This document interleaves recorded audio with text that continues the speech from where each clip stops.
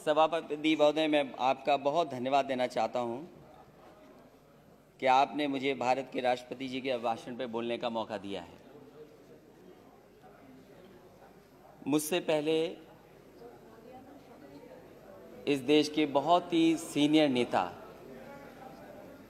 और जम्मू कश्मीर के कई बार मुख्यमंत्री रहे, उन्होंने बहुत ही भावनात्मक बातें कही और इतनी इमोशनल बातें कही उन्होंने। वो हमारे भारत की पहचान है। हमारे भारत की यही पहचान है कि हम गंगा जमुनी तहजीब के साथ मिलकर के रहते हैं। हमारी जो तहजीब है वो मिली जुली तहजीब है। हम सदियों से एक साथ रहे हैं मिलकर के। ये हमारे भारत की पहचान है और अगर इससे किसी को खतरा पैदा होता है या इसको कोई तोड़ने का काम करता है, वो राजनीतिक लाभ लेने के लिए तोड़ने का काम करता है।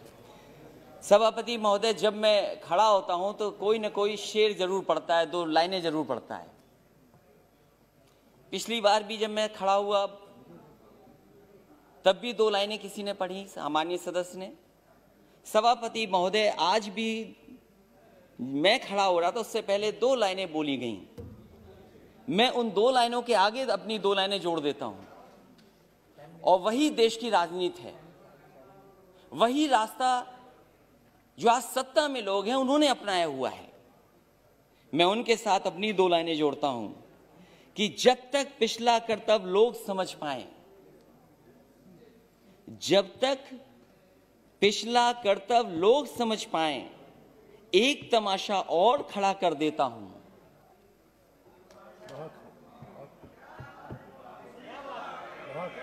सभापति महोदय, ये जो हमारे सामने सत्ता में बैठे हैं वो समझ गए हैं और बात मैं इसलिए भी कहता हूं, कल मैंने सुना कि एमएसपी था, एमएसपी है, एमएसपी रहेगा। ये केवल भाषण में है, जमीन पर नहीं है, किसान को नहीं मिल रहा। और अगर किसान को मिल रहा होता सभापति महोदय तो दिल्ली घेर करके किसान ऐसे नहीं बैठता। और ये जो किसान बैठे हैं, मैं उनको बधाई देता हूं। इन किसानों ने न केवल 2, 3, 4 स्टेट बल्कि पूरे देश के किसानों को जगाने का काम किया। मैं जिस प्रदेश से आता हूं सभापति महोदय, मैं इनसे जानना चाहता हूं कि उस प्रदेश की जनता ने 2 बार इनकी सरकार बनवाई है। 2014 में भी समर्थन मिला जनता का, 2019 में भी समर्थन मिला। मैं इनसे जानना चाहता हूं कि राष्ट्रपति अभिभाषण बोल रहे हैं, क्या जिस डिस्ट्रिक्ट से महामहिम राष्ट्रपति जी आते हैं, क्या उस डिस्ट्रिक्ट में एमएसपी किसानों को मिला है धान का कि नहीं मिला है? और जो लोग जो ये कह रहे हैं कि एमएसपी था, एमएसपी है, एमएसपी रहेगा, मैं उनसे जानना चाहता हूं, माननीय सदस्यों से पूछना चाहता हूं कि बताएं जहां से वो चुन करके आते हैं उस जिले में किसानों को धान का एमएसपी मिला है कि नहीं मिला है।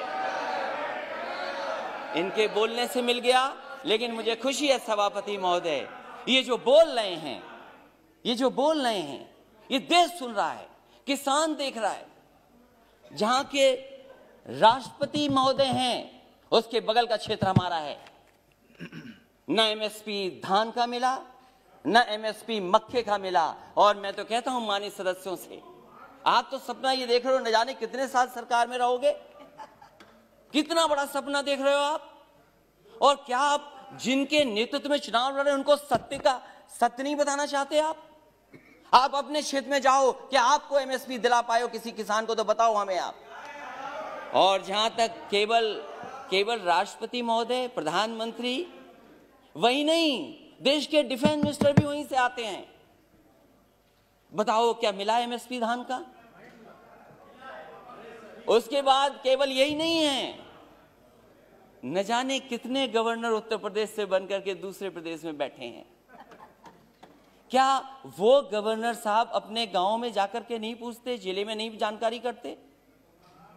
कि एमएसपी मिल रहा है कि नहीं मिल रहा उनको धान को। और मैं सभापति महोदय आपसे कहना चाहता हूं, ये भारतीय जनता पार्टी का नारा था कि हम किसानों की आय दोगुनी कर देंगे, और राष्ट्रपति महोदय के भाषण में भी लिखा है कि मेरी सरकार आज न सिर्फ एमएसपी पर रिकॉर्ड मात्रा में खरीद कर रही है, बल्कि खरीद केंद्रों की संख्या भी बढ़ा रही है। कहां खरीद केंद्र बने थे उत्तर प्रदेश में? मुझे खुशी है सरकार इन प्रयासों को, हमारे किसान अपने परिश्रम से और बढ़ा रहे हैं। और खाद्यान्न रिकॉर्ड, जहां पर से राष्ट्रपति आते हो, प्रधानमंत्री आते हो, डिफेंस मिनिस्टर आते हो, गवर्नर आते हो, सरकार बनवाई हो, उस प्रदेश में एमएसपी नहीं मिल रही। और क्या व्यवहार रहा है आपके, क्या व्यवहार रहा किसान, क्या व्यवहार है आपका, क्या व्यवहार रहा किसानों का? अब भारत के इतिहास में अवसर आएगा तब बताइएगा, भारत के इतिहास तो बताइएगा, प्लीज तब बताइएगा। भारत के इतिहास में ऐसा व्यवहार किसानों के साथ कभी नहीं हुआ हुआ सभापति महोदय। क्या क्या नहीं कहा गया किसान लोगों को, क्या नहीं कहा गया, अपमानित किया गया, और वो दिल्ली आकर के अपनी बात ना कर दें। प्लीज माननीय मंत्री जी कुछ कहना चाहते हैं जी। सर, मुझे एक बहुत विनम्र आग्रह करना है आपके विचारार्थ। राष्ट्रपति जी के अभिभाषण पर धन्यवाद का एक चर्चा चल रही है सर। राष्ट्रपति जी की एक परंपरा होती है, प्रधानमंत्री गवर्नर सबके लिए कह रहे हैं, लेकिन राष्ट्रपति जी के जिले में एमएसपी मिला कि नहीं मिला, ये एक बार आप परंपरा को देख लें। इस तरह का संदर्भ मेरे 20 साल के संसदीय अनुभव में नहीं होता है। जी जी, वो भी मुख्यमंत्री रहे। आपने इंगित किया है, देख लेंगे। नहीं, मैं सभापति महोदय, अगर मंत्री जी ने ये बात, राष्ट्रपति का संदर्भ नहीं ले सकते हैं। सभापति महोदय, अगर ये सभापति महोदय अगर ये कोई संदर्भ में नहीं आए, लेकिन कम से कम हम जाने तो सही।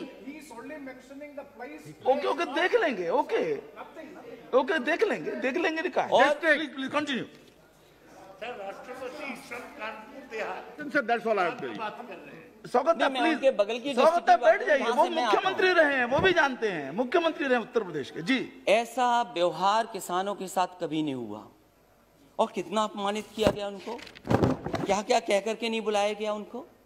और ये जो तीनों कानून है वो केवल इतना चाहते हैं, जब ये सरकार कह रही हम किसानों के लिए कानून बना करके लाएं, अगर किसान उन कानून को नहीं स्वीकार कर रही है तो सरकार क्यों नहीं कानूनों को वापस लेती है? जिनके लिए ये कानून बना है, जिनके लिए कानून बना है, वो कानून नहीं चाहते हैं, तो सरकार को आखिरकार कौन रोक रहा है?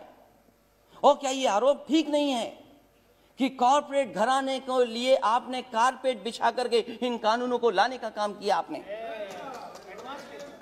आप जनता से चुन करके आते हैं, जनप्रतिनिधि बन रहे हैं, लेकिन लगता यहां पर है सदन में बैठ करके आप धन प्रतिनिधि बन करके आए हैं। और क्या कहते हैं आप? जो लोग आंदोलन कर रहे हैं उनके लिए आप क्या कहते हैं?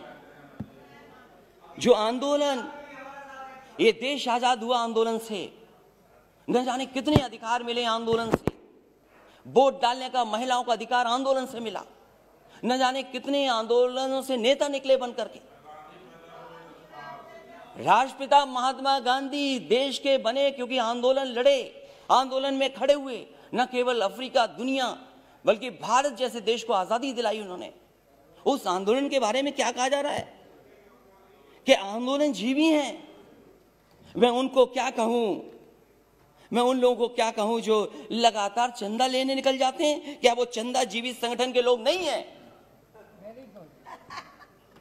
अगर वो हो सकते हैं जिनको आप आंदोलन जीवी बोल रहे हैं, तो आप भी तो चंदा लेने के लिए निकल पड़ते हैं, जब कहीं तब निकल जाते हैं आप। क्या आप चंदा जीवी नहीं है? और फिर आप कहते हो कि मंडी मॉडर्नाइज करेंगे, मंडी मॉडर्नाइज करेंगे, मंडी मॉडर्नाइज। अब बोलते रहिए आप। मैं सभापति महोदय मैं कहना चाहता हूं, मैंने पढ़ा कि हम मंडी को मॉडर्नाइज करेंगे, इंफ्रास्ट्रक्चर बनाएंगे। देश में सबसे बेहतरीन अगर एक्सप्रेस वे कहीं बना तो उत्तर प्रदेश में समाजवादी सरकार ने बनाया। और मैंने हमेशा कहा ये शहरों को जोड़ने के साथ साथ गांव को जोड़ता है। जहां शहरों की अर्थव्यवस्था को बेहतर करेगा, वहीं गांव की अर्थव्यवस्था को भी बेहतर बनाएगा। इसलिए उसके आसपास मैंने मंडियां बनाई। मैंने आलू की मंडी बनाई, कन्नौज, फर्रुखाबाद, कानपुर देहात के आसपास के लोगों के लिए, एक मैनपुरी, इटावा और आसपास के लोगों के लिए अनाज की मंडी बनाई। अरे बाबा रामदेव जी से बहुत योगा सीखते हैं ये लोग, उन्हें भी मैंने 500 एकड़ जमीन दी एक मंडी बनाने के लिए, आम की मंडी बनाई। मैं इनसे जानना चाहता हूं, लाखों करोड़ों रुपए इन्होंने मंडियों के इंफ्रास्ट्रक्चर के लिए दिए थे, वो पैसा कहां चला गया? जितनी ईंट लगाई थी समाजवादी सरकार में, उससे आगे मंडियां नहीं बढ़ पाई, वहीं का वहीं काम रुका हुआ है। और फिर अभी प्रधानमंत्री जी गए थे, हमारा प्रदेश तो बहुत अच्छा प्रदेश है, अगर बड़ी चीज दिल्ली से बिके तो हमारे मुख्यमंत्री छोटी चीजें बेच देते हैं। समाजवादी सरकार में बना समाजवादी पूर्वांचल एक्सप्रेस वे जो बलिया गाजीपुर को जोड़ता है और आगे बिहार से लेकर के आगे लोगों को मदद करेगा, अलाइनमेंट समाजवादी सरकार का, लैंड एक्विजिशन समाजवादी सरकार की, और जो व्यवस्था दी थी मंडियों के लिए, मैं जानना चाहता हूं कि आखिरकार मंडियां क्यों नहीं बन रही उसके किनारे, क्यों नहीं मंडियां बन रही? और जहां तक मंडियां क्यों नहीं बन रही, गाजीपुर में मंडी बननी थी, आजमगढ़ में मंडी बननी थी, सुल्तानपुर मंडी बननी थी। और जहां तक अपराध की बात कर रहे हैं सभापति महोदय, देश का पहला मुख्यमंत्री होगा जिसने अपने मुकदमे वापस ले लिए। मुझे बताए कोई मुख्यमंत्री जिसने वापस लिया हो मुकदमे अपने। और फिर अपराध की बात कर रहे हो, ठोको नीति चल रही है, जिसको चाहो उसको ठोक दो। और कानून व्यवस्था की बात करोगे, महिलाओं की बात करोगे, मेरी माता जी बैठी हैं, महिलाओं पे बहुत चिंतित रहती हो, जाओ क्या हालत है उत्तर प्रदेश में माताओं बहनों की, और अपने आंकड़े निकाल करके देखो क्या आंकड़े हैं। सबसे ज्यादा अपराध अगर कहीं हुआ है तो महिलाओं के साथ अपराध उत्तर प्रदेश में हो रहा है। तो इसलिए सभापति महोदय मैं कहना चाहता हूं, राष्ट्रपति जी के अभिभाषण पर बोलिए ना। सभापति महोदय, दूध की भी बात हुई, दूध की बात हुई, बैठिए। कुछ सभापति महोदय, दूध की भी बात हुई, प्लीज बैठ जाइए। मैं इनसे जानना चाहता हूं, उत्तर प्रदेश सरकार ने जब समाजवादी सरकार थी तो गुजरात का अमूल प्लांट वहां लगाए, 5-5 लाख लीटर के 2 प्रोक्योरमेंट के प्लांट लगे, मदर डेयरी का प्लांट लगा, प्रोक्योरमेंट बढ़ा, प्रोडक्शन बढ़ा। 4 साल गुजर गए, एक नया प्लांट मिल का नहीं लग पाया। और दुख तो तब होता है जब लखनऊ के प्लांट में, अमूल में, वहां के लोगों का दूध नहीं प्रोक्योर हो रहा, गुजरात से आकर के प्रोक्योर हो रहा है दूध। वहां पर सरकार बनाए उत्तर प्रदेश, लाभ किसको मिले? इसलिए सभापति महोदय, समय मेरे पास आपने कम दिया, मैं धन्यवाद देता हूं, लेकिन मेरी यही गुजारिश है कि जहां किसान की जान चली गई है, मैं श्रद्धांजलि देता हूं, उनके परिवार के लोगों को नौकरी मिले। ये ऐसा दुर्भाग्य है जहां किसान अन्नदाता हमारा बैठा और सरकार नहीं सुन रही। और अहंकार तो बड़े बड़ों का नहीं बचा। ये वो किसान हैं जो कीले उखाड़ देते हैं, पेड़ उखाड़ देते हैं, बंजर जमीन को ठीक कर देते हैं। और समय आएगा सभापति महोदय, इस सरकार पे भी पटेला चलेगा। बहुत बहुत धन्यवाद। श्री दिलीप सैकिया जी।